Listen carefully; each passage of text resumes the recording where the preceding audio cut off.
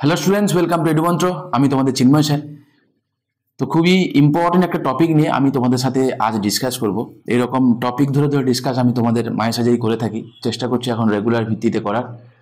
তোমরা জানো সামনে তোমাদের মিসলেনিয়াসের মেন্স আছে এবং সেখানে কিন্তু এরকম জিকে তোমাদের লিখতে হবে।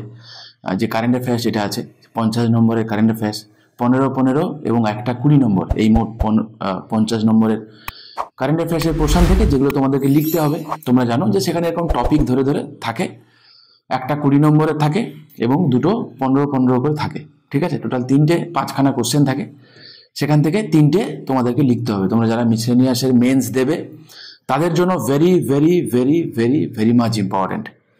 এবং সেইগুলো যদি আমরা যে রিসেন্ট যা ট্রেন্ড চলছে কারেন্ট টপিক ধরে ধরে যদি আমরা ডিটেলসে স্টাডি না করতে পারি, তাহলে সেখানে কিন্তু আমরা লিখতে পারবো না, এবং লিখতে না পারলে যেটা হবে না, ভালো স্কোর কিন্তু হবে না, এবং সেক্ষেত্রে মিসলেনিয়াসের ইন্টারভিউ দিতে কিন্তু তুমি যেতে পারবে না, স্বাভাবিক। নাম্বার 1। নাম্বার 2, সামনে ইউপিএসসি প্রিলিমস আছে, সেটার জন্য খুবই ইম্পর্টেন্ট। এবং তার থেকেও বড় কথা 2025 সালে থেকে ডাব্লিউবিসিএস এর যে মেন্সটা সেটা কিন্তু ডেসক্রিপটিভ প্যাটার্নে হবে। তাই আজ থেকে যদি আমরা ঠিকঠাকভাবে যদি না এগোতে পারি ঠিকঠাকভাবে, তাহলে কিন্তু আমরা সত্যি সত্যি পিছিয়ে পড়বো। ঠিক আছে, চিন্তা করার কোনো কারণ নেই। রেগুলার তোমরা দেখতে থাকো, রেগুলার যা ইম্পর্টেন্ট টপিক যেগুলো আসবে আমি ধরিয়ে ধরে, মানে একদম ধরে ধরে আমি তোমাদেরকে কিন্তু রেগুলার আমি করিয়ে যাব। ঠিক আছে, তো আজকের যেই টপিকটা আমি তোমাদের সঙ্গে আলোচনা করব সেটা হচ্ছে, রিসেন্টলি তোমরা জানো আমাদের প্রাইম মিনিস্টার পার্লামেন্টে তিনি একটা ভাষণ দিতে গিয়ে তিনি বলেছেন যে ইউনিফর্ম সিভিল কোড, যেটা বহুদিন ধরে চর্চায় আছে, কি আছে না আছে পুরো হিস্ট্রিটা আমি তোমাদের সঙ্গে আলোচনা করব, চিন্তা নেই। সেটা পুনরায় আবার খবরে শিরোনামে এসছে, এবং অলরেডি আমরা দেখতে পাবো যে উত্তরাখণ্ডের চিফ মিনিস্টার তিনি ডিক্লেয়ার করেছেন যে 2025 সালের জানুয়ারি মাস থেকে উত্তরাখণ্ডে ইউনিফর্ম সিভিল কোড সেখানে লাগু হবে।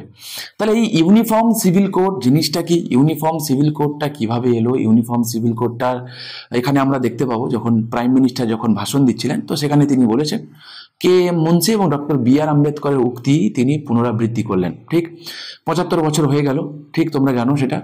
তো সেই জিনিসগুলো সমস্ত কিছু আমরা আলোচনা করব, যে ইউনিফর্ম সিভিল কোড লাগু করার পেছনে কে.এম. মুন্সি কি মনে করতেন, ডক্টর বি.আর. আম্বেদকরই বা কি মনে করতেন। ঠিক আছে, এবং সেই ইস্যুতে আমরা দেখতে পাবো কি প্রচুর কন্ট্রোভার্সি এখনো পর্যন্ত চলছে। তো কন্ট্রোভার্সিগুলো ছেড়ে দিয়ে যতটুকু আমাদের লাগবে এক্সাম পার্সপেক্টিভ দিয়ে আমরা সেটুকু দেখব। সামনে তোমাদের ডাব্লিউবিসিএস এর ইন্টারভিউ রয়েছে, তো তোমরা যারা অ্যাসপিরেন্ট যারা আছো অবশ্যই তোমরা দেখে যাও, কাজে লাগবে। ঠিক আছে, চলো প্রথমে আসো যে একটা নিউজ দিয়ে বলবো। এই নিউজ একটা রিলিজ হয়েছে, কি বলেছে সেখানে, এই 18 ডিসেম্বরের নিউজ।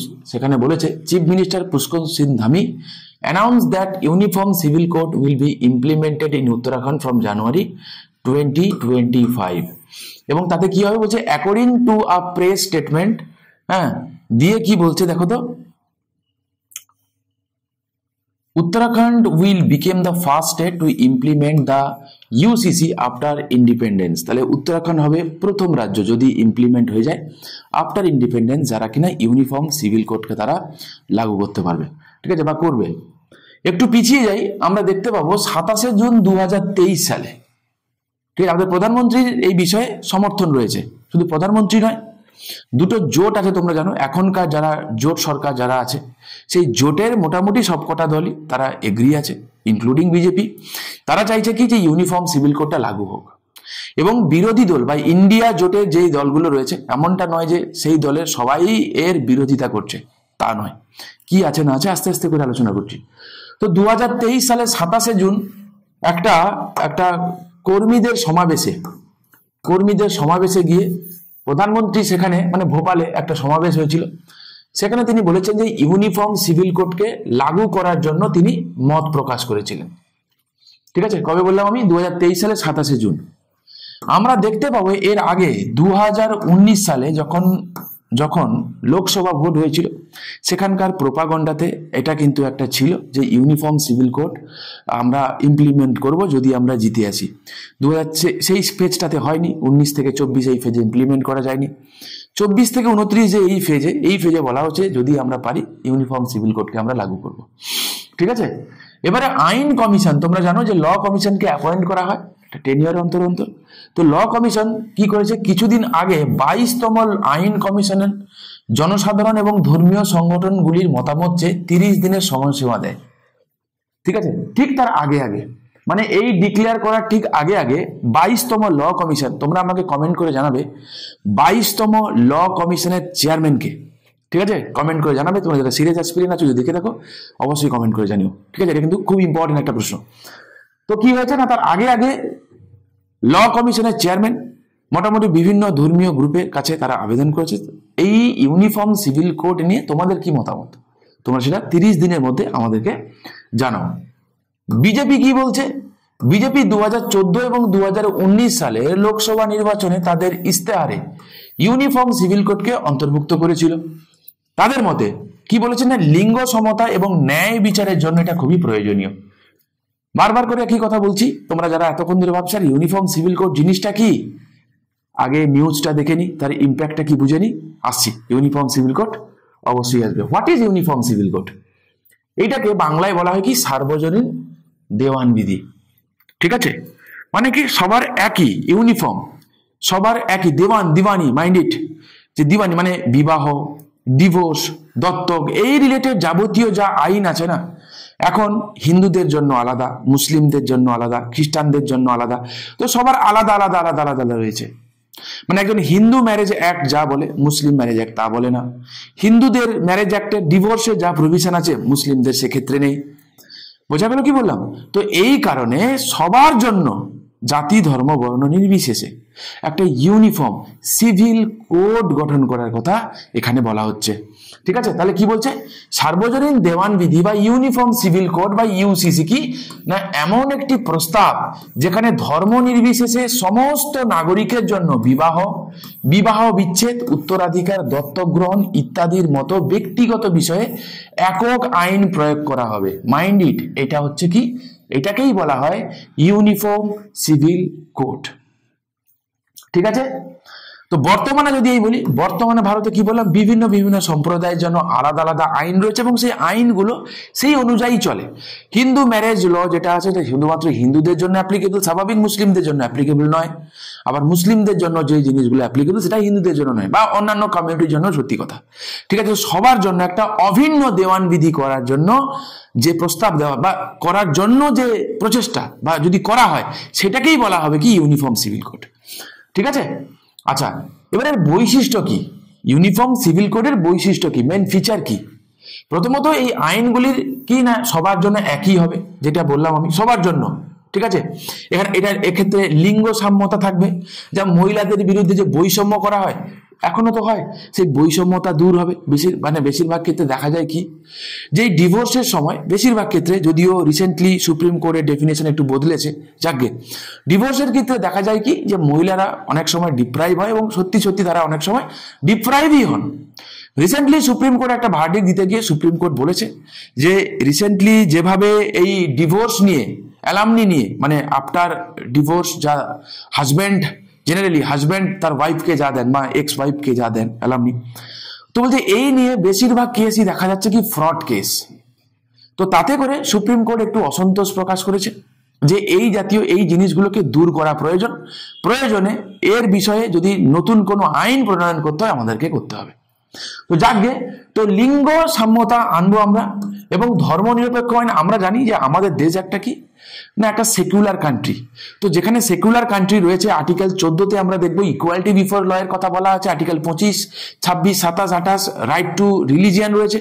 তাহলে এতগুলো কথা আমরা যখন পাচ্ছি, তো যেখানে আমাদের দেশ একটা একটা একটা ধর্ম নিরপেক্ষ দেশ, তাহলে সেখানে সমস্ত ধর্মকে আমরা সাইডে রেখে সবার জন্য একটা অভিন্ন দেওয়ান বিধি একটা রাখতেই পারি। ঠিক, নেক্সট কি করে, জাতীয় একতা। দেখো সবার আগে কে কোন সম্প্রদায় থেকে বিলং করে কিছু ম্যাটার করে না, অ্যাজ এ হোল আমরা কি, আমরা ভারতের নাগরিক। তাহলে যেহেতু আমরা ভারতের নাগরিক, একটা কমন ব্রাদারহুড আমাদের মধ্যে আছে, সেন্স অফ ব্রাদারহুড আছে, আমরা ফান্ডামেন্টাল ডিউটিতে আমরা দেখতে পাই। তাহলে কমন ব্রাদারহুড মেনটেন করার জন্য ইউনিফর্ম সিভিল কোডটা কিন্তু প্রয়োজন। নেক্সট কি বলছে, আইনি প্রক্রিয়া সহজীকরণ। একই জিনিস ব্যক্তিগতভাবে শুধুমাত্র কমিউনিটি ভিত্তিতে আলাদা আলাদা আইন রয়েছে, ফলে আইনি জটিলতাও হয়। তো এই সমস্ত জিনিসগুলোকে আমরা দূর করব। ঠিক আছে, তো এইগুলো ছিল কি না ইউনিফর্ম সিভিল কোডের কি না মেন বৈশিষ্ট্য। এবারে আসো একটুখানি আমরা একটু ইতিহাস ঘেটে দেখি যে রিসেন্টলি যে পার্লামেন্টে যে কন্ট্রোভার্সি হয়েছে, বা প্রাইম মিনিস্টার যখন নরেন্দ্র মোদী তিনি যখন ওখানে যখন পার্লামেন্টে যখন স্পিচ দিয়েছিলেন লোকসভাতে, তো তিনি বলেছেন ডক্টর বি আর আম্বেদকর এবং কে এম মুন্সির তিনি একটা রেফারেন্স নিয়েছিলেন। হ্যাঁ, কারণ আমরা দেখবো যে কে এম মুন্সি কে ছিল।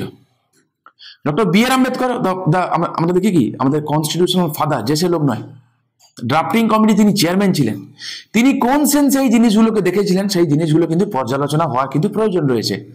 ওকে, আমরা দেখবো 1948 সালে, ভালো করে মন দিয়ে শুনবে বাবা, 1948 সালের 23শে নভেম্বর দেখো গণপরিষদে বা কনস্টিটিউয়েন্ট অ্যাসেম্বলিতে একাধিক ডিবেট হয়েছে একাধিক বিষয় নিয়ে। তো সেরকমই একটা ডিবেটে 23শে নভেম্বর 1948 সালে একটা ডিবেটে, মানে গণপরিষদের একটা ডিবেটে, সেখানে অভিন্ন দেওয়ানবিধি নিয়ে একটা বিতর্ক হয়, বোঝা গেল? এবং সেখানে বলা হয় কি যে এই অভিন্ন দেওয়ানবিধিকে আমরা directive principal of state policy বা রাষ্ট্রের নির্দেশমূলক নীতিতে তাকে আমরা রাখবো। ভালো করে মন দিয়ে শুনবে, তখনও পর্যন্ত কিন্তু সংবিধান রচনাটা শেষ হয়নি, নেওয়া হয়নি, ডিবেট চলছে জাস্ট। ঠিক আছে, ডিবেটে বলা হয়েছে যে এটাকে আমরা ডিপিএসপি তে রাখবো। এবারে ডিপিএসপি তে রাখবো কেন, ভালো করে মন দিয়ে শুনবে, কারণ ডিপিএসপি তোমরা জানো, ডিপিএসপি বা রাষ্ট্রের নির্দেশমূলক নীতি, যেটা এখন আমরা পার্ট 4-এ দেখতে পাবো, আর্টিকেল 36 থেকে শুরু করে আর্টিকেল 51-র মধ্যে ডিপিএসপি গুলো রয়েছে। ঠিক আছে, তো সেইগুলো কি not enforceable by the court of law, মানে কোনো কারণে যদি ভায়োলেট হয় আমরা কোর্টে মুভ করতে পারবো না। এবং সব থেকে বড় কথা কি যে it is the duty of the state, it is the duty of the state, রাষ্ট্রের ডিউটি, যে সে যখন কোনো ল বানাবে, মাইন্ড ইট, সে যখন কোনো ল বানাবে সে যেন রাষ্ট্র যেন এই ডিপিএসপি গুলোর কথা মাথায় রেখে ল বানায়, এগুলো ডিপিএসপি তেই বলা আছে। তেমনি ভাবে অভিন্ন দেওয়ান বিধিটাকে কি করা হয়েছে, তারা চেয়েছিল যে ডিপিএসপি তে রাখা হোক, যখন সময় আসবে রাষ্ট্র যেন এটাকে ইমপ্লিমেন্ট করে। সেভারাল টাইমস আমরা দেখেছি ডিপিএসপি কে ইমপ্লিমেন্ট হতে আমরা দেখেছি। একটা সব থেকে বড় কথা আমি বলি যে রাইট টু এডুকেশন, আমরা জানি আর্টিকেল 45-এ একটা জামানায় ছিল, আমরা সেটাকে আমরা দেখতে পাই right to education, right now it's a fundamental right. হ্যাঁ, সেটা আমরা দেখতে পাবো আর্টিকেল 21A তে আছে। তাহলে ইমপ্লিমেন্টেশন অফ ডিপিএসপি কিন্তু আমাদের দেশে ঘটেছে। আর একটা কথা, পঞ্চায়েতের কথা বলা যায় আর্টিকেল 40, তার ইমপ্লিমেন্টেশন আমরা দেখেছি। হ্যাঁ, 73rd কনস্টিটিউশন অ্যামেন্ডমেন্ট অ্যাক্ট করে আমরা দেখেছি, কোঅপারেটিভ সোসাইটির কথা আমরা দেখেছি। তাহলে একাধিক জিনিস আমরা দেখেছি যেইগুলো ডিপিএসপির পার্ট ছিল, যেগুলোকে নানান সময় পার্লামেন্ট বাই অ্যাক্ট, ঠিক আছে, পার্লামেন্ট সেগুলোকে কি করেছে, পার্লামেন্ট কথাটা বললাম, কিন্তু পার্লামেন্ট ছাড়াও স্টেট বলতে যা বোঝায় আর্টিকেল 12-তে তোমরা জানো, স্টেট রাষ্ট্রের যে কটা এলিমেন্ট আছে, হতে পারে পার্লামেন্ট, ইউনিয়ন লেজিসলেচার হতে পারে, স্টেট লেজিসলেচার হতে পারে, লোকাল সেলফ গভর্নমেন্ট হতে পারে, স্ট্যাটুটারি নন স্ট্যাটুটারি বডিজ হতে পারে।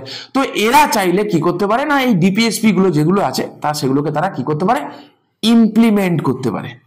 ঠিক আছে, তাহলে এটা ডাইরেক্টলি যেহেতু এটা নন এনফোর্সেবল পার্ট, তো সরাসরি এগুলো কিন্তু লাগু হয় না। ঠিক আছে, তো যখন খসড়া করা হয়েছিল ড্রাফটিং এ 35 ঠিক আছে, তো ড্রাফটে 35 নম্বর ধারা, ড্রাফটের 35 নম্বর ধারাতে ইউনিফর্ম সিভিল কোডের কথা সেখানে কি করা হয়েছিল না, বলা হয়েছিল রাষ্ট্র সারা ভারতের ভূখণ্ডে নাগরিকের জন্য একটি অভিন্ন দেওয়ানি বিধি সুনিশ্চিত করার চেষ্টা করবে। এটা কোথায় বলা হয়েছিল না, ড্রাফটের 35 নম্বর ধারায় বলা হয়েছিল। পরবর্তীকালে আমরা এটাকে কি করি না, এটাকে আমরা সংবিধানের মধ্যে আমরা নিয়ে নিই আন্ডার আর্টিকেল 44।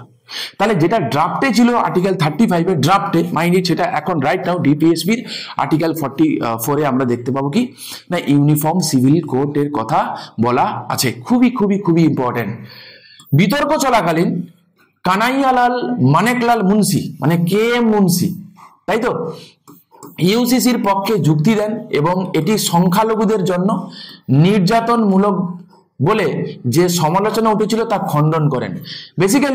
বেসিক্যালি কে ছিল বলতো না, তৎকালীন সময় মানে মুসলিম কমিউনিটি থেকে মিস্টার হুসেন ইমাম, ঠিক আছে, হুসেন ইমাম, তো তিনি প্রশ্ন করেছিল যে যদি ইউসিসি লাগু করা হয় তাহলে মুসলিম কমিউনিটিদের জন্য এটা একটা থ্রেট হবে এবং সেটা মুসলিম কমিউনিটির পক্ষে সেটা ভালো হবে না, হিতকর হবে না। ঠিক আছে, তো তার উত্তর দিতে গিয়ে কে এম মুন্সি এবং ডক্টর বি আর আম্বেদকর, ঠিক আছে, তো দুজন তিনি তার রিপ্লাই দিয়েছিলেন। তো কে এম মুন্সি তখন বলে যে না, আমার মনে হয় না যে আপনি যা ভাবছেন সেরকম কিছু হবে বলে। তার কারণ তিনি বলেন কি, যে এটি কি নির্যাতনমূলক, মানে এই যে ইউনিফর্ম সিভিল কোড যেটা করা হচ্ছে, যে সমস্ত নাগরিকের জন্য একটা অভিন্ন দেওয়ান বিধি যেটা করা হচ্ছে, সেটা কি নির্যাতনমূলক? কাউকে কি টর্চার করা হচ্ছে? তা তো না, তাই ঠিক না? বলছো উন্নত মুসলিম দেশগুলোতে সংখ্যালঘুদের ব্যক্তিগত আইনকে এত পবিত্র বলে মনে করা হয়নি যে দেওয়ানি বিধি প্রণয়ন বাধাগ্রস্ত হবে। তো উন্নত, আমাদের দেশের কথা ছেড়ে দাও, অন্যান্য দেশগুলো যেগুলো উন্নত দেশগুলো যেগুলো রয়েছে, মুসলিম কমিউনিটি প্রধান দেশ যেগুলো রয়েছে, তো সেখানে কিন্তু এরকম পার্সোনাল লকে এত জোর এত প্রাধান্য দেওয়া হয়নি।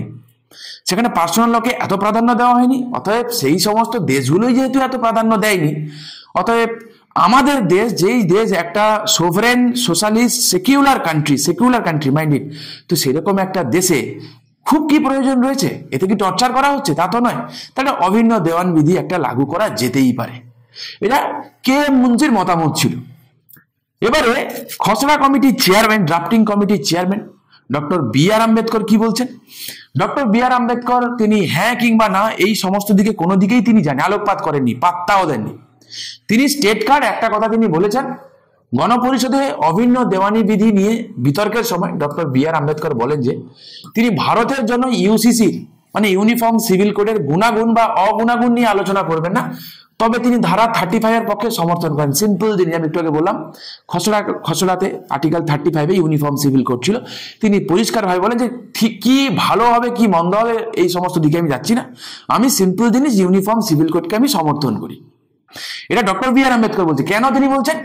তিনি বলেন, আমার বন্ধু মিস্টার হুসেন ইমাম সংশোধনীর সমর্থনে উঠে প্রশ্ন করেছিলেন যে এমন একটি বিশাল দেশে অভিন্ন আইন প্রণয়ন করা সম্ভব এবং কাম্য কিনা। ঠিক আছে, আমি স্বীকার করছি যে এই বক্তব্য শুনে আমি অত্যন্ত বিস্মিত হয়েছিলাম, কারণ এই দেশে আমরা এমন এই কথাগুলো ভালো করে মন দিয়ে শুনবে, এই দেশে আমরা এমন একটি অভিন্ন আইন কোড তৈরি করেছি যা মানুষের সম্পর্কের প্রায় প্রতিটি দিককে কভার করে। আমরা দেশে একটি অভিন্ন ও পূর্ণাঙ্গ ফৌজদারি কোড রয়েছে যা দণ্ডবিধি এবং ফৌজদারি কার্যবিধি দ্বারা পরিচালিত, আমরা জানি। বিতর্কের শেষে তাহলে এই কথাগুলো বলেছে, তাহলে মোরাল অফ দ্য স্টোরি এটা যে ইউনিফর্ম সিভিল কোডের সমর্থনই করেছিলেন ডক্টর কে এম মুন্সি এবং ডক্টর বি আর আম্বেদকর। আমরা সিম্পল ভাবে দেখতে পাবো যে তারা চাইতেন যে অভিন্ন দেওয়ান বিধি লাগু হোক। ঠিক আছে, আচ্ছা, বিতর্কের শেষে আমি অলরেডি বললাম, রাইট নাও আমরা দেখতে পাবো কি যে আর্টিকেল 35 যেটা, সেটা ফাইনালি পাস হয়ে যায় এবং সেটাকে কি করা হয় না, আর্টিকেল 45 এর ডিপিএসপির আন্ডারে সেটাকে কি করা হয়, রাখা হয় এবং বলে দেওয়া হয় যে কি, আমরা জানি যে রাষ্ট্রের যে পরিচালনামূলক নীতির অন্যান্য ধারাগুলিতে যেমন বিশেষভাবে প্রচেষ্টা করবে, বিশেষভাবে তার নীতি নির্দেশ করবে, রাষ্ট্রের কর্তব্য হবে ইত্যাদি শব্দাবলী ব্যবহৃত হয়েছে কিনা। কি বলে যে স্টেট যখন ল বানাবে, গুলি মারো কি লেখা আছে, আমি যেটা বলছি শোনো, যে স্টেট যখন কোনো ল বানাবে সে যেন ডিপিএসপি গুলোর কথা মাথায় রেখে ল বানায়। আমি একটু আগেই তোমাদেরকে বললাম, তো সিম্পল জিনিস, স্টেট যখন কোনো ল বানাবে সে যেন এই জিনিসটাকেও যেন মাথায় রেখে যেন ল বানায়। ঠিক আছে, আচ্ছা এবারে আসো যে সংবিধানে কি বলা আছে। তো রাইট নাও আমি অলরেডি তোমাদেরকে বললাম যে আর্টিকেল 44 এটা আছে, কি বলছে, রাষ্ট্র নাগরিকদের জন্য সারা দেশে ইউনিফর্ম সিভিল কোড চালু করার জন্য প্রচেষ্টা করবে। Mind it. তবে এটি রাষ্ট্র নির্দেশমূলক নীতির অংশ হয়, বাধ্যতামূলক নয়, বরং এটি রাষ্ট্রের একটি লক্ষ্য। তাহলে রাষ্ট্রের লক্ষ্য কি হচ্ছে? রাষ্ট্রের লক্ষ্য হবে এটাই যে ইউনিফর্ম সিভিল কোডকে যেন লাগু করা হয়। এখনো পর্যন্ত কিন্তু সেরকম ভাবে কিন্তু লাগু হয়নি, স্বাভাবিক। এখনো এইগুলোকে বলা হয় ডেড লেটার। তো আমরা দেখতে পাবো কি যে আইনি কাঠামো, আর্টিকেল 14 বলা আছে equality before law and equal protection of laws. আইনের চোখে আইনের সামনে সমতার কথা সেখানে বলা হয়। Article 25, 26, 27, 28 right to religious freedom আমাদের দেশে রয়েছে এবং 7 শিডিউলে 5 নম্বর এন্ট্রিতে ব্যক্তিগত আইন সম্পর্কিত বিধান সেখানে রয়েছে। আমাদের কনস্টিটিউশনাল স্ট্যাটাসের কথা আমি বলছি। ইউসিসির প্রয়োজনীয়তা কি? ঠিক আছে, ইউসিসির প্রয়োজনীয়তা কি? দেখো এই প্রত্যেকটা আমি এইভাবে তোমাদেরকে আমি লিখে লিখে করাচ্ছি, একটাই উদ্দেশ্য। ঠিক আছে, আমি চাইলে পিপিটির মতো করে জাস্ট সিম্পল 2-1টা কথা লিখে আমি ছেড়ে দিতে পারতাম, লিখেছি এই কারণে তোমরা যখন আনসারগুলো যখন লিখবে যেন এইরকম ফরম্যাটে খুব সুন্দর করে যেন থাকে। নাম্বার যেন কাটা না যায়, এবং গ্যারান্টি চোখ বন্ধ করে বলছি, আমরা যে কোনো পরীক্ষা যেগুলো হয় না, ইউপিএসসির কথা বলছি আমি, ইউপিএসসি কন্ডাক্ট করে যে এক্সামগুলোর কথা বলছি আমি, সমস্ত পরীক্ষাতে কোশ্চেন আসবে। ছোটখাটো পরীক্ষাগুলোতে হয়তো ইউনিফর্ম সিভিল কোড আর্টিকেলটা জানতে চাইতে পারে, এমনি জিকের জন্য খুবই ইম্পর্টেন্ট। ঠিক আছে, সামনে মিসলেনিয়াসের মেন্স আছে, আর এটা এখন খুব খুব খুব ইম্পর্টেন্ট একটা টপিক, এখন রিসেন্টলি মার্কেটে খুব জনপ্রিয় একটা টপিক। ঠিক আছে, ইউসিসির প্রয়োজনীয়তা কি? প্রথমত লিঙ্গ সাম্যতা আমরা চাই। আমি অলরেডি তোমাদেরকে বললাম যে আমাদের উত্তরাধিকার এবং বিবাহে বৈষম্য রয়েছে, সেইগুলোকে আমাদের দূর করতে হবে। ব্যক্তিগত আইনের অপব্যবহার বন্ধ করতে হবে। ধর্মের ভিত্তিতে যে বৈষম্য আছে সেইগুলোকে দূর করতে হবে। জাতীয় ঐক্য বা ন্যাশনাল ইউনিটি, তাহলে unity and integrity of the nation, মনে করো প্রিয়াম্বেলে কথাগুলো আছে। তো জাতীয় যে ঐক্য কিভাবে হবে? যদি সবার জন্য, আমরা সবাই যে এক, আমরা সবাই ভারত মাতার সন্তান, তাই না? তো এই ফিল্ডটাই যদি না হয়, সবার জন্য যদি আলাদা আলাদা যদি ট্রিটমেন্ট থাকে, কি করে হবে? তো সেই আলাদা আলাদা ট্রিটমেন্টগুলোকে বন্ধ করার কথা এখানে বলা হচ্ছে। সিম্পল জিনিস, আইনি প্রক্রিয়াগুলোকে সহজ করা। স্পেশালি আমি তোমাদেরকে বললাম যে বিবাহ এবং উত্তরাধিকার বা ডিভোর্স রিলেটেড যেগুলো আছে সেইগুলোকে কি করছে না, সেইগুলোতে ইজিলি হয়, যাতে ইউনিফর্মিটি থাকে। এবং উত্তরাধিকারহীন সম্প্রদায়ের সুরক্ষা, স্পেসিফিক্যালি সংখ্যালঘুদের জন্য সমান আইনি সুরক্ষা নিশ্চিত করা, এইগুলো হচ্ছে ইউনিফর্ম সিভিল কোডের লক্ষ্য, মেন লক্ষ্য বা এর প্রয়োজনীয়তা, বা কি কারণে ইউনিফর্ম সিভিল কোড আমার প্রয়োজন। এইগুলো হচ্ছে সেই কারণ, যেই কারণে ইউনিফর্ম সিভিল কোডটা আমার প্রয়োজন। আচ্ছা, ইউনিফর্ম সিভিল কোডের পক্ষে কি বলছে? মোটামুটি এই কথাগুলোই একই কথা, যাই দিক এইভাবে ওইভাবে যাই দিক মোটামুটি একই কথা, থোড়া বহুত একটু চেঞ্জেস হবে, এই দুটো তো একই পয়েন্ট। নেক্সট হচ্ছে কি, সুপ্রিম কোর্ট রায় দিতে গিয়ে, ঠিক আছে, তোমরা জানো খুব খুব জনপ্রিয় একটা মানে দুখানা হয়েছিল। একটা তো শাহবানু বেগম কেস, খুবই ইম্পর্টেন্ট একটা জনপ্রিয় কেস, 1985 হয়েছিল। ঠিক আছে, সেখানে তালাক রিলেটেড একটা ইস্যু ছিল। শাহবানু বেগম কেস এবং সরলা মুদগল কেস 1995 খুব খুব খুব ইম্পর্টেন্ট। ঠিক আছে, খুব ইম্পর্টেন্ট। শাহবানু বেগম কেস এবং সরলা মুদগল কেসে সেখানে কি বলেছিল? সুপ্রিম কোর্ট বলেছিল যে ইউনিফর্ম সিভিল কোড লাগু করা হোক, ইউনিফর্ম সিভিল কোড লাগু করা হোক। অ্যালামনি রিলেটেড একটা কেস ছিল এই শাহবানু বেগম কেস। ঠিক আছে, তো লাগু করা হোক। তার উপর তাহলে সুপ্রিম কোর্টও কিন্তু চেয়েছে কি, সুপ্রিম কোর্টও চায় ইউনিফর্ম সিভিল কোড লাগু। আজ থেকে নয়, 1985, ভাবো কবে কত হয়েছে, ওদিকে 15 বছর, এদিকে তোমার আমি 2025 যদি ধরি 40 বছর আগেকার কেস। ঠিক আছে, তো সুপ্রিম কোর্টও বলেছে যেটা লাগু করা হোক। এবারে বলছে কি যে ইউনিফর্ম সিভিল কোড যদি লাগু হয়, তাহলে এক্ষেত্রে আমাদের চ্যালেঞ্জ কি আছে বা বিরোধিতা বাই কি আছে? প্রথমে আসো রাজনৈতিক বিরোধিতার কথা বলি। এখানে দুটো জোট আছে, তোমরা জানো যে এনডিএ জোট এবং ইন্ডিয়া জোট, রাইট? এনডিএ জোট এবং ইন্ডিয়া জোট, ভালো করে শোনো। এনডিএ জোটে তো সবাই চাই যে ইউনিফর্ম সিভিল কোড লাগু হোক। আবার ইন্ডিয়া জোটে যেই সমস্ত পলিটিক্যাল পার্টি যারা রয়েছে, তাদের মধ্যে আবার কেউ কেউ বলছে যে ইউনিফর্ম সিভিল কোড চালু হোক, পরিষ্কার, যেমন আপ বলেই দিয়েছে চালু হোক, আমি এটাকে সমর্থন করি। আবার তৃণমূল কংগ্রেস সহ তোমার কংগ্রেস, ডিএমকে, সমাজবাদী পার্টি, এরা বলছে যে ঠিক আছে, প্রয়োজন রয়েছে, আমি স্বীকার করছি, এখন উপযুক্ত সময় নয়, এখন এটা উপযুক্ত সময় নয় এটা লাগু করার। ঠিক আছে, আচ্ছা, রাজনৈতিক বিতর্ক ইউনিফর্ম সিভিল কোড নিয়ে রাজনৈতিক দলগুলোর মধ্যে স্বাভাবিক বললাম মত পার্থক্য রয়েছে। এক একজন, যেমন আমি বললাম কংগ্রেস, তৃণমূল, ডিএমকে, এরা সমাজবাদী পার্টি, এরা বলছে যে না, এটা সঠিক সময় নয়। আবার উল্টো দিকে আমি বললাম কি, দেখো আপ কিন্তু ইন্ডিয়া জোটে রয়েছে, শিবসেনা, এআইডিএমকে, এরা বলছে না, আমরা এটাকে সমর্থন করি। ঠিক আছে, আমরা এটাকে সমর্থন করি। আবার অনেকে কঠোরভাবে বিরোধিতাও করেছে। এক্ষেত্রে বলছে কি না, ধর্মীয় স্বাধীনতা, অনেক সম্প্রদায় মনে করে যে এটি তাদের ধর্মীয় বিশ্বাস এবং ঐতিহ্যের উপর আঘাত আনতে পারে। ঠিক আছে, এইগুলো হচ্ছে কি না, এর চ্যালেঞ্জগুলোর কথা বলছি। দ্বিতীয়ত বলছে বৈচিত্র্যতা। তো আমাদের যে ইউনিটি, ডাইভার্সিটি রয়েছে না, আমাদের মনে আছে যেদিনকার স্বাধীন হয়, ভারত স্বাধীন হওয়ার দিন অল ইন্ডিয়া রেডিওতে একটা স্পিচ দিয়েছিলেন Jawaharlal Nehruji, then the prime minister of India. মোটামুটি সেখানে তিনি এই ন্যাশনাল ইউনিটির কথা তিনি বলছেন, আমাদের ডাইভার্সিটি আছে আমাদের দেশে, এবং এই ডাইভার্সিটিকে তিনি মান্যতা দিয়েছিলেন। তো অনেকে মনে করেন যে ইউনিফর্ম সিভিল কোড যদি হয়, তাহলে সেক্ষেত্রে এই বৈচিত্র্যটাই, ডাইভার্সিটিটা নাকি নষ্ট হয়ে যাবে। ঠিক আছে, তো এই কারণে, এবং ভারতে বহু জাতি এবং বহু ধর্মীয় দেশে অভিন্ন আইন প্রণয়ন করা ইজ ভেরি ডিফিকাল্ট।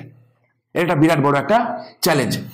অনেকেই বলছে কি যে নির্বাচনে শুধুমাত্র ভোট ব্যাংক রাজনীতির জন্য এই ইউনিফর্ম সিভিল কোডকে নিয়ে কথাবার্তা হচ্ছে, কারণ স্বাভাবিকভাবে কোনো একটা সম্প্রদায়কে এখানে ডিপ্রাইভ হবে বলে আশঙ্কা প্রকাশ করা হচ্ছে বা আশঙ্কিত বলে মনে হচ্ছে।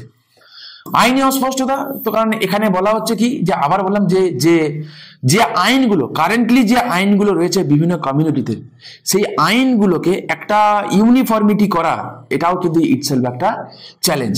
এবং অ্যাজ এ হোল জনসাধারণের মধ্যে সচেতনতা সেই লেভেলে নেই যে ইউসিসিকে লাগু করা যেতে পারে।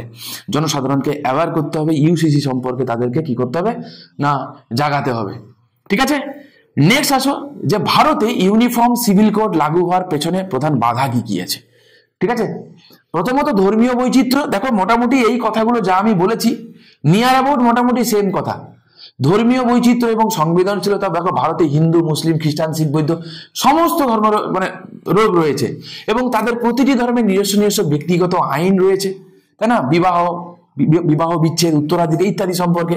তাই এই সম্পর্কে একটা সরলীকরণ বা একত্রীকরণ করলে তাদের প্রত্যেকের যে ধর্মীয় বিশ্বাস বা ধর্মীয় যে রিচুয়াল, যেগুলো সেখানে কিছুটা হলেও একটু হস্তক্ষেপ হতে পারে, হবেও। ঠিক আছে, প্রথমত। দ্বিতীয়ত কি বলছে, সংস্কৃতি এবং ঐতিহ্যের মানে সংরক্ষণ। প্রত্যেকটা কমিউনিটি তার নিজস্ব কিছু ইউনিক কিছু ঐতিহ্য আছে এবং ইউনিফর্ম সিভিল কোড হলে বলছে যে সেই জিনিসগুলো, সেই ঐতিহ্যগুলো কখনো সেটা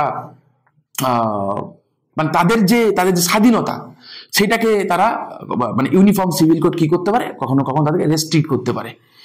ওকে, এবং আইনগত এবং রাজনৈতিক বিরোধিতা কি না, অনেক রাজনৈতিক দল এবং সমাজের অংশ বিশেষ মনে করে যে এই আইনটি দেশের সামাজিক কাঠামোকে প্রভাবিত করতে পারে। কিছু দল মনে করে ইউসিসি ধর্মনিরপেক্ষতা ধারণার সঙ্গে কি বলছে যে এটার সঙ্গে কন্ট্রাডিক্ট করছে। আমরা যে ধর্মনিরপেক্ষ, আমরা প্রত্যেক ধর্মকে ইকুয়াল ট্রিটমেন্ট করি, তো তারা নিজেদের মতো করে আছে, তাহলে সেক্ষেত্রে ইউনিফর্ম সিভিল কোড দিয়ে আমাদের যে সেকুলারিজম, সেই সেকুলারিজমের ডেফিনেশনটার ক্ষেত্রে কিছু চেঞ্জেস হতে পারে। তো এইগুলো কি না, এইগুলো মনে করছে। নেক্সট কি না, আইনের জটিলতা। আমি বললাম আবারও কথা, সেম কথা, যে এত বড় দেশ, এত বড় কমিউনিটির ক্ষেত্রে সবার জন্য আলাদা আলাদা যেখানে আইন রয়েছে, সেই আইনকে মানে একটা জায়গায় নিয়ে আসা ইজ ভেরি ডিফিকাল্ট। এবং সংখ্যালঘুরা যারা, তারা মনে করছে কি, সংখ্যালঘুরা মনে করছে যে আমরা আমাদের যেহেতু যে নর্মাল যে আইন যেগুলো রয়েছে কমিউনিটির জন্য, সেই জিনিসগুলো যেহেতু চেঞ্জেস হয়ে যাবে, তাই আমাদের হয়তো এই যে রিচুয়ালসগুলোর ক্ষেত্রে সেগুলো ডেঞ্জারে পড়তে পারে। ঠিক আছে, তো এইগুলো ছিল হচ্ছে আমাদের বাধা। ওকে, যে ইউনিফর্ম সিভিল কোডটা কেন আমরা এখনো পর্যন্ত লাগু করতে পারছি না। আগামী পদক্ষেপ, আচ্ছা ইউসিসি লাগু করার ক্ষেত্রে কি কি হতে পারে, পদক্ষেপ কি কি হতে পারে। তোমাকে যদি কালকে বাংলায় কিংবা ইংরেজিতে ডেসক্রিপটিভে লিখতে দেয়, লিখতে হবে যে সলিউশন দিয়ে তুমি কিছু লেখো, তুমি কিছু বলো তোমার কি সলিউশন। তো সলিউশন নাম্বার 1 এটা হতে পারে কি, যে আমরা সমস্ত ধর্ম সম্প্রদায়ের মধ্যে সম্মতি তৈরি করলাম, সবাইকে নিয়ে এলাম, তাই না, দিয়ে আমরা বসে আমরা কথাবার্তা বললাম যে কি করা যেতে পারে কি না করা যেতে পারে, আলোচনার মাধ্যমে। নেক্সট হচ্ছে কি, আমরা চাইলে ধাপে ধাপে বিষয়টাকে আমরা ইমপ্লিমেন্ট করতে পারি। একসঙ্গে সবকটাকে ইমপ্লিমেন্ট না করে আমরা চাইলে প্রথমে বিবাহ করলাম, তারপরে উত্তরাধিকার, তারপরে দত্তক নেওয়া, এই সাধারণ বিষয়গুলো, ছোট ছোট বিষয়গুলো দিয়ে আমরা শুরু করতে পারি ইউনিফর্ম একসঙ্গে অ্যাজ এ হোল, পুরোটাকে আমরা ঢেলে না সাজিয়ে। তারপরে আমরা যেটা করতে পারি, সরকার যেটা করতে পারে, যে এই ইউনিফর্ম সিভিল কোডের যে সুবিধা, তার তো কিছু প্রস অ্যান্ড কনস আছে, তো তার সুবিধা কি আছে, সেই সুবিধাগুলো নিয়ে একটা অ্যাওয়ারনেস ক্যাম্পেইন তৈরি করা থ্রু আউট দ্য ইন্ডিয়া, সেটা আমরা করতে পারি। আর্টিকেল 25 তোমরা জানো যে propagate of religion, practice propagate of religion. ঠিক আছে, সেই জিনিসটার ক্ষেত্রে একটা চেঞ্জেস আনতে হবে, প্রয়োজনে করতে হবে। ঠিক, আর কি বলছে, আইনি কাঠামো শক্তিশালী করা। ঠিক আছে, বিরোধ এবং অস্পষ্টতা দূর করার জন্য আমাদের একটা আইনগতভাবে একটা স্ট্রং একটা পদক্ষেপ ফাইনালি অ্যাজ এ হোল আমাদেরকে নিতে হবে। ঠিক আছে, আচ্ছা এবারে আমরা দেখবো কি, যে এইটা কতটা ইম্পর্টেন্ট দেখলে বুঝতে পারবে। 2015 সালে ইউপিএসসির মেন্সে এটা লিখতে এসেছিল, কি এসেছিল, জিএস পেপার 2-তে, discuss the possible factors that inhibit India from enacting for its citizen a uniform civil code as provided for in the directive principle of state policy। Bangla যদি বলি, ভারতের সার্বজনীন দেওয়ান বিধি প্রণয়নের পথে কি কি বাধাগুলি রয়েছে তা আলোচনা করুন, যা রাষ্ট্র নির্দেশমূলক নীতিতে অন্তর্ভুক্ত। তো আই হোপ তোমরা সেটা লিখতে পারবে। আমি অলরেডি তোমাদের সঙ্গে আমি আলোচনা করলাম, তোমরা অবশ্যই লিখো, লিখে তোমরা জানিও কেমন তোমাদের লাগলো বা কি ব্যাপার। তোমাদের যদি কোনো রকম কোনো অসুবিধা থাকে তোমরা নিচে কমেন্ট আছে, কমেন্ট করতে পারো। কোনো সমস্যা হলে তো আমি অলরেডি আছি, কোনো সমস্যা নেই। ওকে, আর তোমাদের কেমন লাগছে সেশনগুলো তোমরা অবশ্যই তোমরা কমেন্ট করে জানিও অ্যাজ এ হোল। আর আরেকটা কথা তোমাদেরকে বলে নিই, আমাদের নতুন ব্যাচ শুরু হয়েছে, পিএসসি মিসলেনিয়াসের মেন্সের জন্য নতুন ব্যাচ শুরু হয়েছে। তোমরা কেউ চাইলে সেখানে এনরোল করতে পারো, নিচে দেওয়া আছে ডেসক্রিপশন বক্সে আমাদের নাম্বার রইলো, সেখান থেকে তোমরা যোগাযোগ করে নিও। ঠিক আছে, ভালো থেকো, দেখা হচ্ছে নেক্সট ভিডিওতে।